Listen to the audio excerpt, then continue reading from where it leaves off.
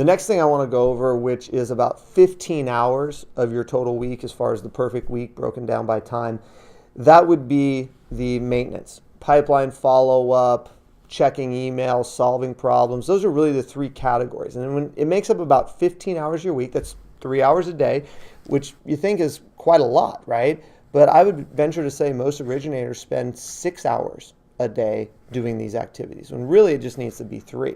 And so the way I look at it is you say, okay, well, email. We can't get around it. We're in a technology era. And so if you're checking your emails, you just need to recognize to yourself that this is not a money-making activity. I am not making money when I am on my email. Now, I do have to respond. I have to be attentive to clients when they email questions. I do have to communicate with people, whether it be in underwriting or on my team or at my company.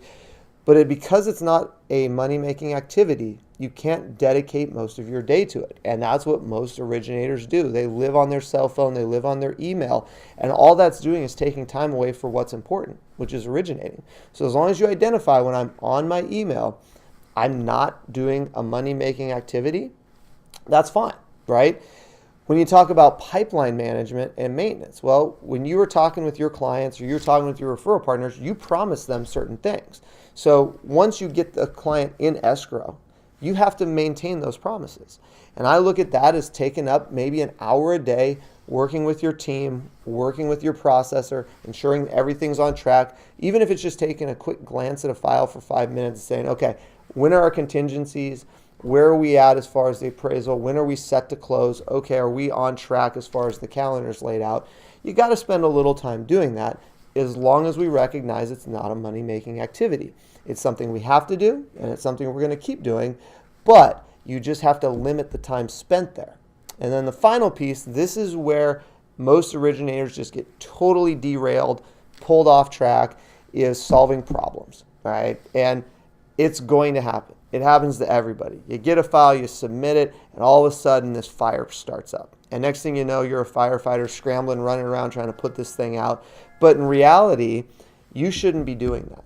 What you should do is you should identify that, okay, this came up.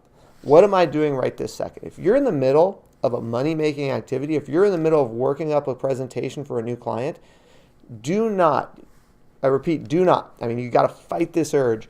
Stop doing your origination activity. Most people see the fire in their email, they stop everything, and it's all hands on deck. What you should be doing is you see the fire in your email pop up, say, okay, I'm actually in the middle of a presentation, or I'm going to have a client meeting in 10 minutes. I'm going to peg this for 2 hours from now when I can give my undivided attention to it.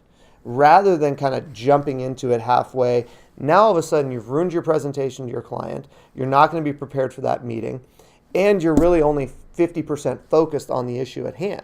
What you need to do is segment it out and say, okay, I'm blocking out 30 minutes at 2 p.m., and that's when I'm going to address this fire. And when you start doing that, you start having great presentations again, you don't get sidetracked, and at the same time, you're going to have a clear head and you're going to have 100% focus when you go to address that problem. And in turn, you're going to have a better outcome to the addressing of that problem. So this whole segment, this 15 hours a week, in order to keep it at 15, you really have to be organized and you have to time block and you have to say, these things are not activities that make me money. These things are things I have to do, and I'm going to be very strategic as I do them. If you can start doing that and you start catching yourself, and it's really kind of a conditioning thing, right? You got to get used to doing it a certain way, or when things pop up, catch yourself, oh, my instinct is to do this, I'm not going to do it. When you're able to do that, you're going to find yourself having a much more efficient week. You're going to find yourself having easier solutions to the problems. And ultimately, this is what frees up your time to actually originate.